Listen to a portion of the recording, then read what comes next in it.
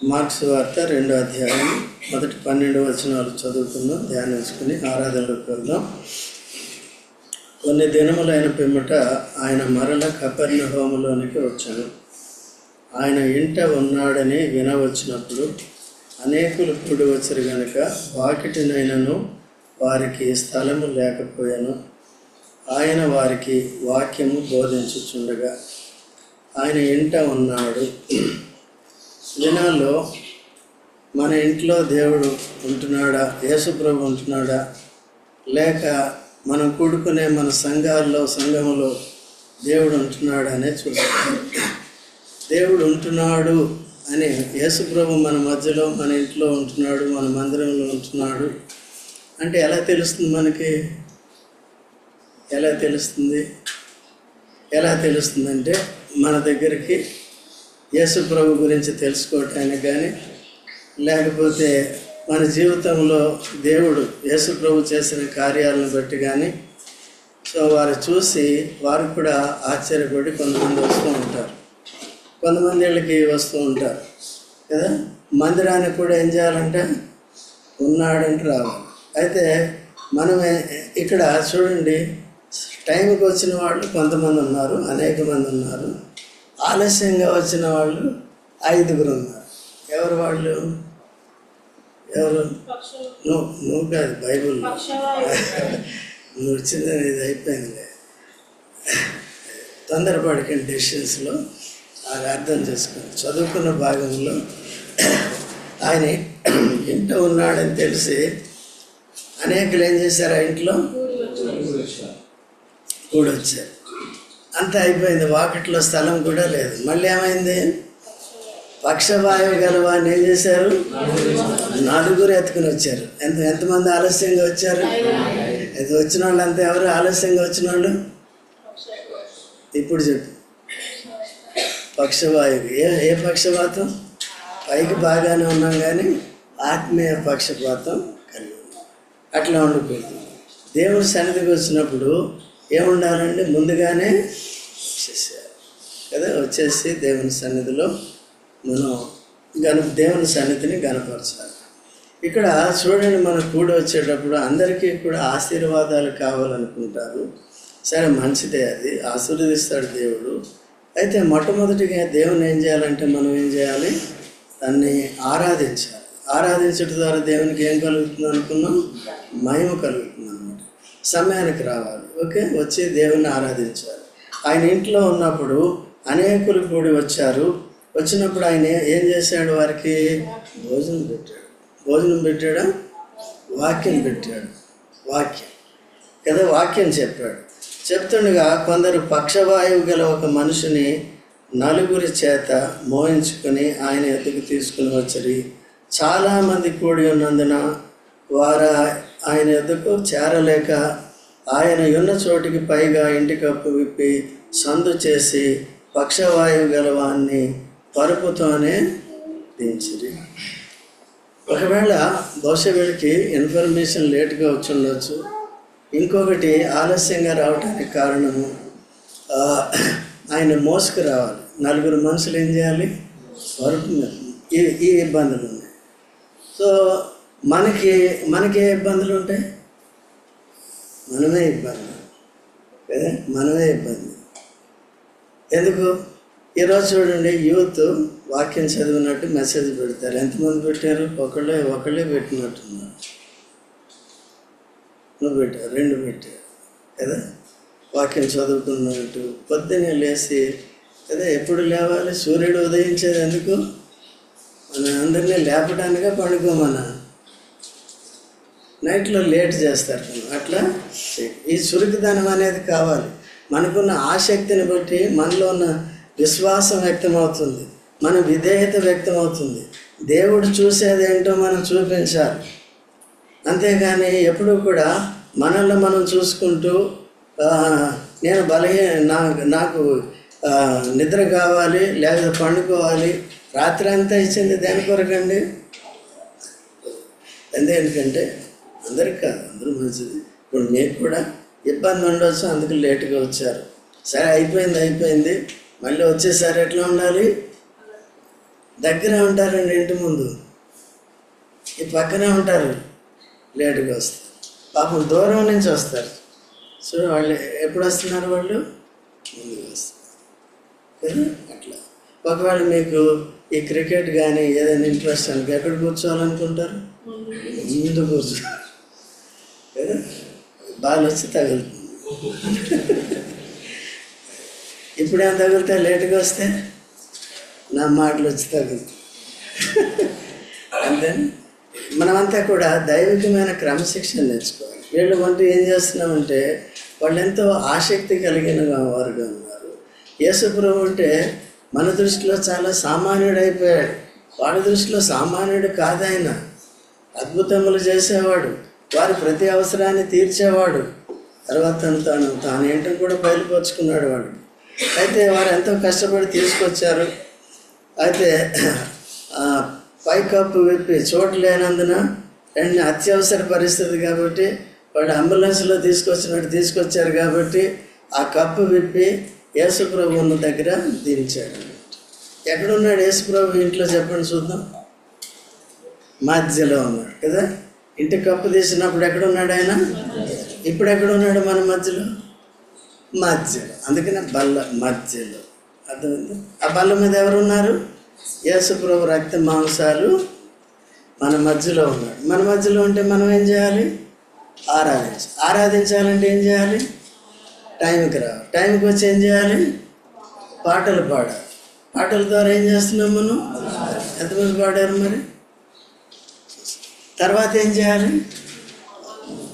అది కూడా ఏంటంటే కనీసం 10:45కి వాక్యం స్టార్ట్ అయిన ముందు రామంటే అది పాటిస్తున్నారు కొంతమంది.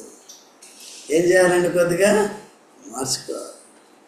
అదే ఏదైనా ఎవరైనా ఫ్రీగా ఇస్తున్నారంటే పరిగెడతారు కదా, అందరూ ముందుగానే పరిగెడతారు కదా. అట్లా లేకుండా జాగ్రత్తగా ఉండాలి. కాబట్టి యేసుప్రభు యొక్క ముఖదర్శనం కావాలంటే, యేసుప్రభు యొక్క వాక్యాన్ని సరిగా మనం వినాలంటే, యేసుప్రభు యొక్క ప్రభావం మనలో పని చేయాలి అంటే, మనం ఆత్మీయంగాను భౌతికంగాను అన్ని విషయాల్లో కూడా క్షేమంగా ఉండాలంటే, సో ప్రభు ఏడలు చూపించవలసిన ఆసక్తిని మనం ఏం చేయాలి?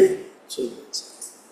అది దాన్ని బట్టి మన ప్రవర్తన బట్టి మనం ఇచ్చే ప్రాముఖ్యతను బట్టి మనకు అర్థమైపోతుంది అన్నమాట. ఓకే. సో కాబట్టి ఎత్తుకుని వచ్చారు, దించారు. ఎక్కడున్నాడు ఇప్పుడు? మన మధ్యలో ఉన్నాడు. తర్వాత శాస్త్రులలో కొందరు తర్వాత ఏం చెప్పాడు ఆయన? యేసు వారి విశ్వాసము చూసి, కుమారుడా నీ పాపములు క్షమించబడి ఉన్నావని తో చెప్పాను. శాస్త్రులలో కొందరు అక్కడ కూర్చొని ఉండ్రి. వారు, ఇతడు ఇట్లెందుకు చెప్పుచున్నాడు? దేవదూషణ చేస్తున్నాడు కదా. దేవుడు ఒక్కడే తప్ప పాపమును క్షమించగలవాడు ఎవడని తమ హృదయములలో ఆలోచించు. ఇంకో గ్రూప్ ఉంది ఇక్కడ. ఎవరండి?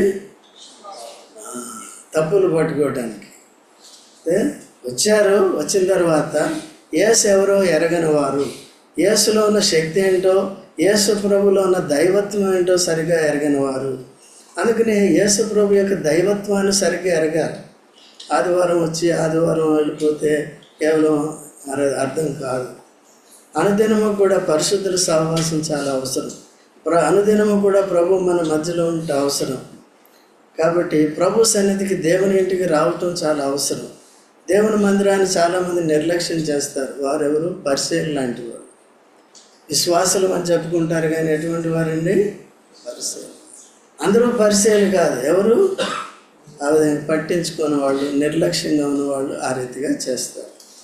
అయితే ఇక్కడ యేసు ప్రభు ఏం చెప్పాడు? పక్షవాయు గలవానితో నీ పాపములు క్షమించు.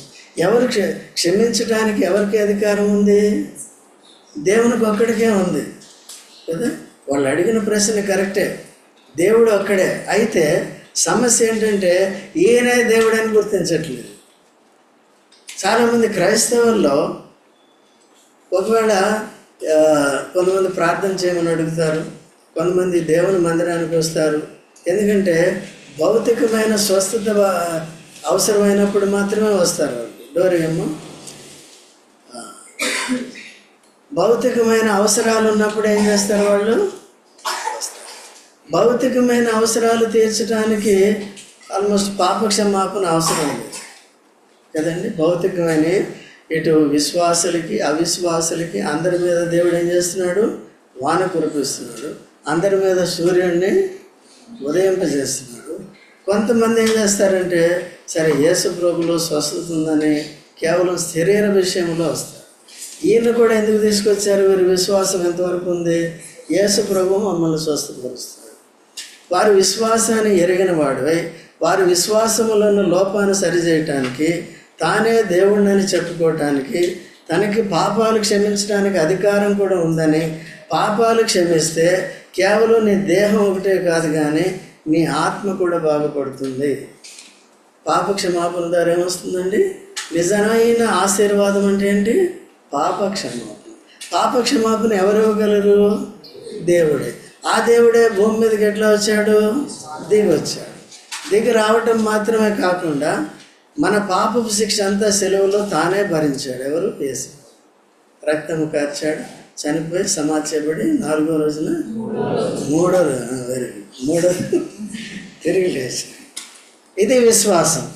ఎప్పుడైతే నమ్ముతామో మన పాపాలు ఒప్పుకుంటామో, ఎప్పుడు ఒప్పుకోవాలి మనం? ఫస్ట్ విశ్వాసము, రెండోది ఏంటి? మారు. ఓకే, పాపాలను ఏం చేయాలి? ఒప్పుకోవాలి. యేసు నేను పాపని అని గుర్తించాలి కదా. నేను పాపిని. దేన్ని బట్టి పాపిని? పుట్టుకతోనే పాపం. ఆదాములో పుట్టాం కదా. మొదటి మనిషి ఎవరు? ఆదాము పాపం చేశాడా? కాపం చేశాడా? పాపం చేశాడు. ఆదాములో పుట్టిన మనం అంతా ఎవరు? ఎట్లా చెప్పగలం? ఆదాము అవ్వలు ఏ పండు తిన్నారు? మంచి చెడు. సో మంచి చెడు. ఇప్పుడు మనం మంచోళ్ళమా చెడ్డోళ్ళమా? రెండు. ఎందుకు వచ్చినాయి రెండు? అక్కడ పుట్టాం. ఒకే రక్తం. దేవుడు ఒక శరీరాన్ని, ఒక రక్తాన్ని ఇచ్చాడు మొట్టమొదటిగా మానవ జాతికి. ఆ రక్త మాంసాలు ఎవరండి? ఫస్ట్ రక్త మాంసం ఆదాము నుండి అవ్వకు వచ్చింది. ఇద్దరు మనల్ని అందరినీ కంటూ వచ్చారు. కాబట్టి మనకేమొచ్చింది? మంచి. మనం మంచి చేసినా అది దేవుని దృష్టిలో చెడే. చాలామంది అనుకుంటారు నేను మంచి అనుకుంటే. ఎవరు చెప్పారు నీకు అది చేయమని? ఇప్పుడు ఏదో దేవుని మందిరానికి రావద్దు, నేను ఇంట్లోనే చేసుకుంటానని కొంతమంది అనుకుంటారు. వాడి దృష్టిలో అదేంటి? మంచేనా మరి? ఇది దేవుడు ఏం చెప్పాడు? రావాలి, నేనున్నాను, రండి. కానీ కప్పు విప్పేసి రావకండి. ఓకే, సమయానికి వచ్చి కూర్చోండి. లేటుగా ఎవరు వస్తారు? ఏదన్నా అత్యవసరమైన పరిస్థితి ఉంటే లేటుగా వస్తారు, అంతేనా? అయితే ఆ లేటుగా వచ్చారు కాబట్టి వారి అవసరత ఫస్ట్ తీర్చబడింది. ఓకేనా? చాలా కాదు. అయితే ఇప్పుడు అంతా కూడా అయిపోయింది కాబట్టి మనం క్రీస్తుని స్పష్టంగా ఎరిగిన వారమై మొట్టమొదటిగా పాప క్షమాపణ పొంది విశ్వాస లోపాన్ని ఎప్పటికప్పుడు సరిదిద్దుకుంటూ రక్షణార్థమైన విశ్వాసం కలిగి పరీక్షకు సైతం నిలబడే విశ్వాసం మనకు కలిగి ఉండాలి. రక్షింపబడిన తర్వాత, రక్షింపడం అంటే మొట్టమొదటిగా నీకు నాకేదో మేలు చేసి రక్షణలోకి తీసుకొస్తాడు. తర్వాత రక్షణలోకి వచ్చిన తర్వాత కొన్ని శ్రమలు కూడా వస్తాయి. అప్పుడు ఏం చేయాలి? రక్షింపబడిన తర్వాత, నీకు మేలు చేసిన తర్వాత, నీ పక్షవాతాన్ని పోగొట్టిన తర్వాత యేసు ప్రభు ఎంత మంచి దేవుడు అంటాము. తర్వాత మళ్ళీ పక్షపాతం వచ్చిందనుకో, అప్పుడు నిజ విశ్వాసులైతే అయితే నేను నమ్మింది ఈ శరీరం కొరకు మాత్రమే కాదు. దేని కొరకు అండి? ఆత్మరక్షణ. ఆత్మరక్షణ ఏముంది? చనిపోయిన తర్వాత నరకం, స్వర్గం. స్వర్గం కావాలా, నరకం కావాలా? స్వర్గం కావాలా, నరకం కావాలా? నరకం ఎట్లా ఉంటుంది? అగ్ని ఆరదు, ఆత్మ చావు. పురుగు అంటే పాపంలో చచ్చిపోతే పురుగు, అసహ్యమైనది. నరకంలో కాదు. నరకం నుంచి విడుదల పొంది పరలోకానికి. చచ్చిన తర్వాత ఎక్కడో ఉన్నాయో లేదంటే, అందుకనే చచ్చిపోయిన తర్వాత ఏమన్నాయో మనకు తెలియదు కాబట్టి దేవుడి కిందకి రావాల్సి వచ్చింది. ఎవరు? యేసు శరీరధారిగా వచ్చాడు. ఆత్మస్వరూపి అయిన దేవుడు శరీరధారిగా వచ్చాడు. అందుకనే ఏమంటాడంటే చూడండి, యోహాను సువార్త యోహాను సువార్త 14వ అధ్యాయము మొదటి 2 వచనాలు చదవండి. మొదటి వచనం చదవండి. నీ హృదయమును కలవరపడనీకుడి,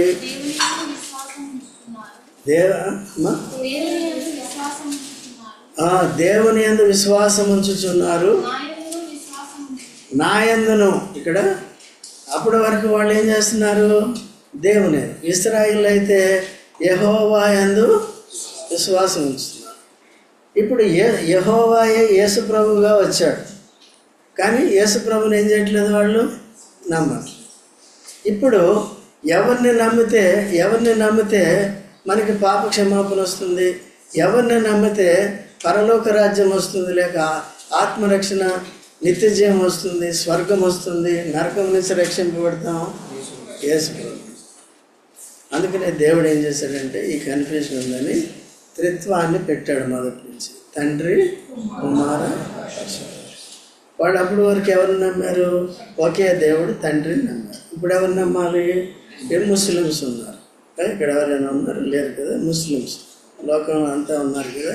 వాళ్ళు ఎవరు నమ్ముతారు? ఒకే దేవుడు. కానీ ఎవరు నమ్మరు? ఇప్పుడు ఏమైంది? పాప క్షమాపణ లేదు. పాప క్షమాపణ లేకపోతే ఎక్కడికి పోతావు? నరకం. కాబట్టి యేసుక్రీస్తు ప్రభుని ఏమని గ్రహించాలి? పాపులను రక్షించడానికి ఆయనకి అధికారం ఎందుకుంది? ఎందుకంటే పాపుల శిక్ష అంతా ఎవరు భరించారు? యేసు ప్రభు ఒకడే యోగ్యుడైన వాడు, ఆయన అంగీకరించడానికి యోగ్యుడైన వాడు యేసు ప్రభు. యేసు ప్రభు జన్మ పవిత్రమైంది, యేసు ప్రభు జీవితం పవిత్రమైంది, యేసు ప్రభు తాను సెలవులు అర్పించుకున్నాడు, పవిత్రంగా తను పవిత్రంగా అర్పించుకున్నాడు. కార్చింది పవిత్ర రక్తం, చనిపోయి సమాధి చేయబడి తిరిగి లేచి. ఎందుకు లేచాడు? ఎలా లేచాడు? పాపం లేదు కదా. ఎందుకు చనిపోయాడు? మన పాపం తన మీద వేసుకున్నాడు, పాపానికి శిక్ష మరణం తాను భరించాడు, తిరిగి లేచాడు.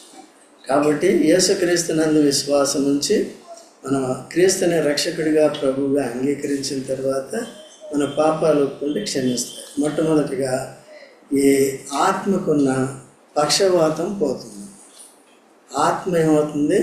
బ్రతుకుతుంది, ఆత్మకి అర్థమవుతుంది.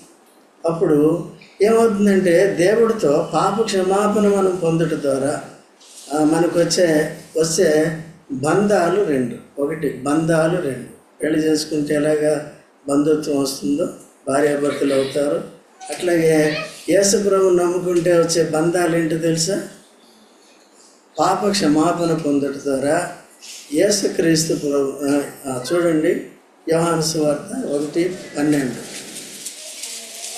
తను ఎందరు అంగీకరించారో వారందరికీ, యేసు ప్రభుని ఎందరు అంగీకరించారో వారందరికీ ఏమవుతుందంటే ఆయన దేవుని పిల్లలమయ్యాం. దేవుని పిల్లలమైతే ఏమయ్యాం? వారసులు. దేనికి వారసులు? చూడండి 8 అయ్యా రోమేలకు రాసిన పత్రిక 8వ అధ్యాయము 17వ వచనం. రోమేలకు రాసిన మనము పిల్లలమైతే వారసులము, దేవుని వారసులము, క్రీస్తుతో కూడా మహిమ పొందుటకు, క్రీస్తుతో కూడా శ్రమ పడిన ఎడల తోడి వారసు. ఒకటి దేవుని పిల్లలమైతే దేవుని రాజ్యానికి వారసు. రెండవది క్రీస్తుతో కూడా శ్రమ పడితే. శ్రమ ఎవరికి ఇష్టం ఉండదు కదా. ఎవరైనా యేసులో నమ్ముకున్నానని ఎవరికైనా చెప్పడం కూడా సిగ్గుపడుతూ ఉంటారు. వాళ్ళు ఏమంటారో, వాళ్ళు తిడతారేమో, నాకు ఎందుకులే కదా. కొన్నిసార్లు యేసు ప్రభువు నమ్ముకున్న తర్వాత మన సొంత ఇంటి వారే మనల్ని ద్వేషించవచ్చు, వారు మనతో మాట్లాడకపోవచ్చు, నానా రీతిలుగా మనకి శ్రమ రావచ్చు. కాబట్టి క్రీస్తు కొరకు మనం ఉంచిన విశ్వాసమును బట్టి కొద్దిగా అవమానాన్ని పొందిన, శ్రమ పొందినప్పటికీ మహిమపరచబడతాం. ఎలాగండి? క్రీస్తు తోడి. అట్లా రెండు ఉంటాయి. మొట్టమొదటిగా ఫస్ట్ స్టేజ్ ఏంటి? పిల్లలమైతే వారసు. తర్వాత పిల్లలు పెద్దవాళ్ళు అవ్వడం అంటే అర్థం ఏంటి? క్రీస్తు గురించి తిట్టుకోండి, థ్యాంక్ యూ, ప్రైజ్ లార్డ్ చెప్పగలరా? చెప్తే ఏమవుతామండి మనం? క్రీస్తు తోడి వారసు. అర్థమైందండి? అపోస్తలుడు పౌలు ఎన్ని శ్రమలు పొందాడు? ఏమైనా బాధపడ్డాడు దేంట్లో? మనం ఎన్ని శ్రమలు పొందాం చెప్పండి? అదే కొంతమంది లేటుకి వచ్చారు ఎందుకంటేనే బాగా విరిగిపోతుంది లోపల కదా, అంతేనా? ఇక్కడ లోపల చెప్తేనే, లోపల హెచ్చరిస్తేనే మీరు బాధపడితే బయట ఎవరైనా తిట్టారనుకో అప్పుడు తర్వాత అత్తో కోడలో ఎవరో ఒకరు ఉంటారు. ఈ శ్రమలు మానవ జీవితానికి కుటుంబాలకి సహజం అన్నమాట. వీటన్నిటినీ జయించాలంటే ఎవరండి? ప్రభువు విడిపించగలడు. ప్రభువు కావాలంటే శ్రమలకు కూడా అప్పగించగలడు. ఎందుకు అప్పగిస్తాడు? నిన్ను నన్ను విరగొట్టాను. ఎందుకు విరగొడికి తనకేం లాభం? తనకేం లాభం లేదు, నాకే లాభం. ఏంటి? ఆయన తోడి కేవలం ఆయన పిల్లలుగా ఉండటానికి పిలవలేదు కానీ ఆయన తోడి వారసులుగా. అందుకనే శ్రమల్లో, కష్టాల్లో, ఇరుకుల్లో, ఇబ్బందుల్లో మనకు తోడుగా ఉండి జీవితంలో విడిపిస్తున్నాడా లేదా అన్నదేను. అయితే మనం ఏం చేస్తున్నాం? కేవలం పిల్లలుగానే ఉన్నాం. ఇంకా నోట్లో అదేంటి పాసిఫైర్ అంటారు వాళ్ళు ఇంగ్లీష్లో, ఏదేంటి పాలు తిత్తి పెట్టుకుని ఊరికి ఇంకా పాకుతూనే కూర్చున్నాం. ఇంకా సరి చేసుకోండి ఈ టైం గురించి, దీని గురించి, దాని గురించి చెప్పటమే జరుగుతుంది. ఆరాధన చేయమంటే నోట్లోంచి మాటే రాదు. అర్థమైందండి? కాబట్టి అట్లా లేకూడదు. రెండోది ఏంటంటే అన్యోన్య సహవాసం కలిగి ఉండాలి. ఎవరితో? యేసుతో. అన్యోన్య సహవాసం కలిగి ఉండాలి. చూడండి, అంతకుముందు చెప్పాం, కొత్త వాళ్ళు ఉంటారు, పాత వాళ్ళు ఉంటారు. మళ్ళొకసారి జాగ్రత్తగా హెచ్చరికగా ఉండాలి.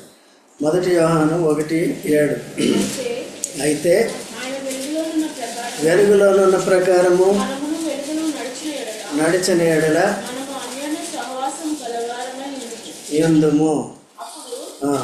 ఆయన వెలుగులో నడిచిన ప్రకారము, వెలుగేంటి? ఏం వెలుగుది? వెలుగంటే ఇప్పుడు వెలుగా చీకట?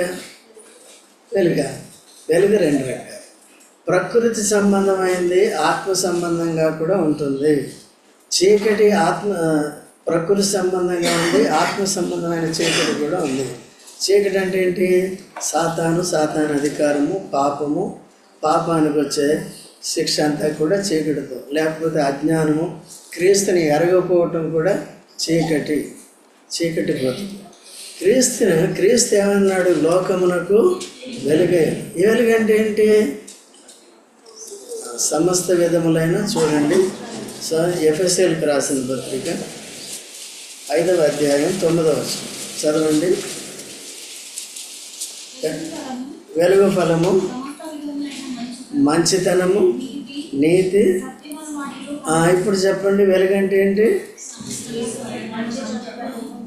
ఆయన వెలుగులోనున్న ప్రకారము మీరును వెలుగులో నడిచిన అన్యోన్య సహవాసము. యేసుప్రభువు ఎవరు? మంచివాడు, నీతిమంతుడు, నీతిపరుడు అని రాయబడి ఉంది కదా. తర్వాత సత్యవంతుడు. కాబట్టి ఆయన కలిగిన మంచితనము, మంచి గుణాలు మనం కలిగి ఉంటే ఆయన అనుసరించిన నీతిని మనమును అనుసరించాలి. సో ఆయనే సత్యం. సత్యాలు ఎన్ని రకాలండి?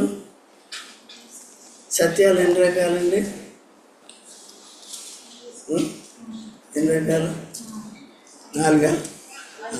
5 చెప్పండి. ఎప్పుడే వినేవాడు. అందుకని ఇవన్నీ చాలా నేర్చుకోవాలి. అందరు బోధకులు కూడా వెలుగని చెప్తారు, అది తెలియదు. ఇంకా మిమ్మల్ని అజ్ఞానంలోనే పెడతారు. ఆత్మీయ వెలుగు, దాని అర్థం చెప్పాలి. బైబిల్లోనే ఉంటుంది, ఎక్కడి నుంచి తెచ్చుకోవాలి. దీనికి కావాల్సిన ప్రత్యక్షత అనేది అవసరం. వెలుగులో నడుచుకోండి అంటే ఏమర్థం అవుతుంది? ఇప్పుడు చెప్పండి, వెలుగు ఫలం ఏంటి? అలాగే శరీర క్రియలు ఏంటి? ఆత్మఫలం ఏంటి? ఇవన్నీ కూడా నేర్చుకోవాలి. ఆత్మఫలానికి విరోధం ఏంటి?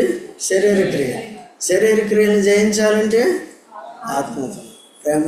దీనికి విరోధమైన నియమం ఇంకోటి లేదంటే అది సరిపోతుంది అనిపిస్తుంది. కాబట్టి ఆ విధంగా ఇప్పుడు చెప్పండి, వెలుగు ఫలం ఏంటి?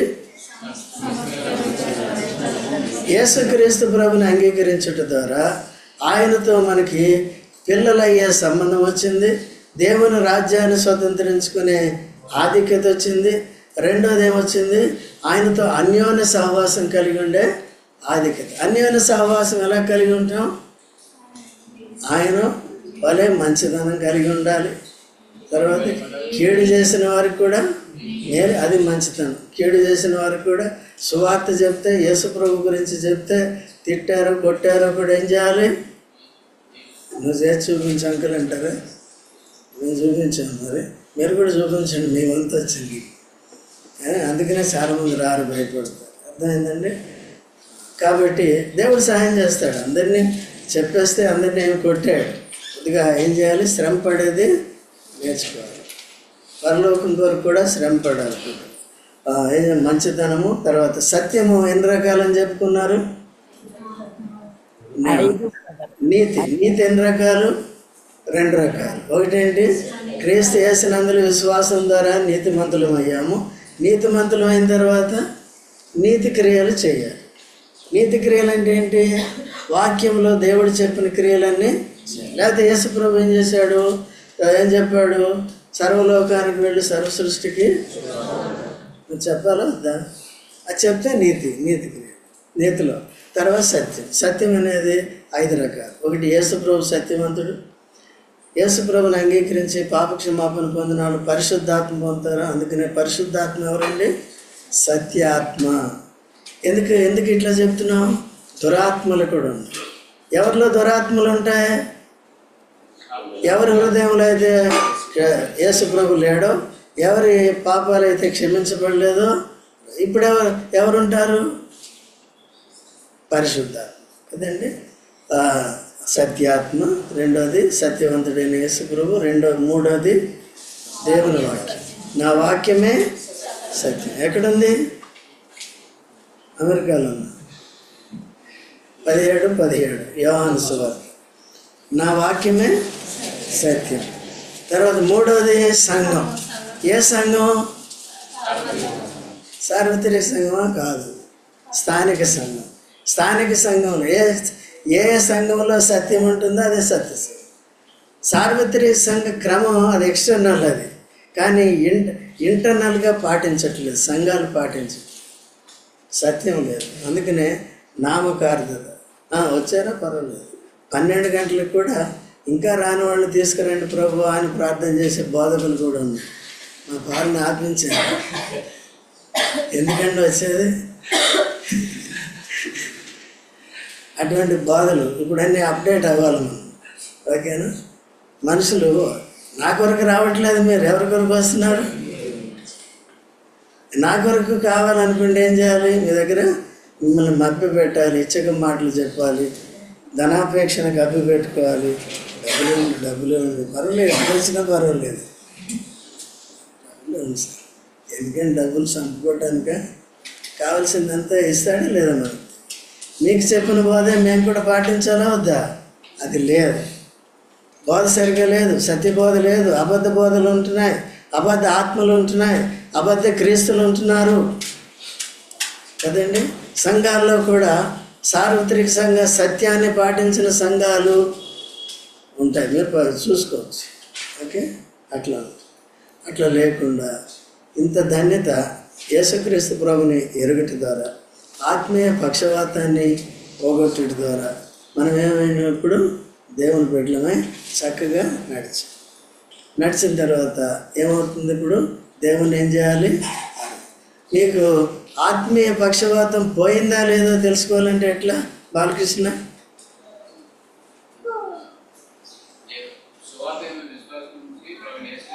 నేను అడిగిందంటే ఇప్పుడు ఆత్మీయంగా పక్షవాతం పోయిందా లేదా తెలుసుకోవాలి. బాలకృష్ణ పక్షవాతం, ఆత్మీయ పక్షవాతం ఉందా పోయిందా? పోయింది. లేటుగా ఎందుకు వచ్చా? పరిస్థితులు అయితే పర్వాలేదు.